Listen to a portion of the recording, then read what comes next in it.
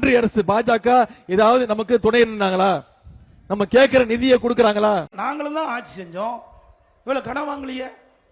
Corona காலங்க, ஒரு வருடம் அரசாங்கத்துக்கு ₹1 வரி வரிவாய் கிடையாது.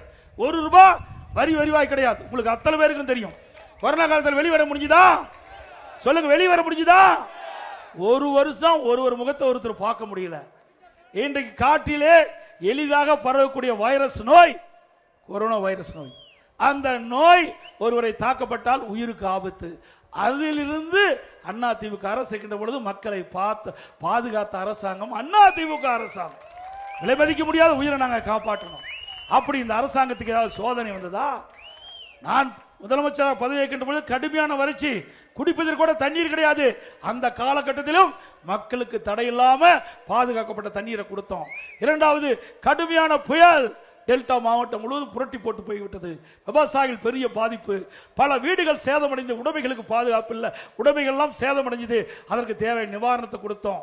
அதுக்கு பிறகு கொரோனா, ஒரு வருஷம் வருமானம் கிடையாது, டாஸ்மாக் கடையில் வருமானம் கிடையாது, ஜிஎஸ்டியில் வருமானம் கிடையாது, கலால் வருமானம் கிடையாது, ரோட் டாக்ஸ் வருமானம் கிடையாது, பத்திரப்பதிவு வருமானம் கிடையாது.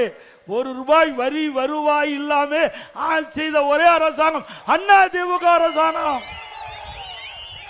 கொரோனாவுக்காக 40,000 கோடி செலவு. கொரோனா வைரஸ் பரவலை தடுப்பதற்கு அதிமுக அரசு 40,000 கோடி செலவழிச்சது. இவ்வளவு செலவழிச்சும் அதிமுகவில் நிதி நிலைமை மோசமில்லாத பாதுகாத்தோம். இந்தியாவிலேயே நிதி நிலைமை சரியாக இருந்த அரசாங்கம் அதிமுக அரசாங்கம் என்று பெயர் பெற்றது.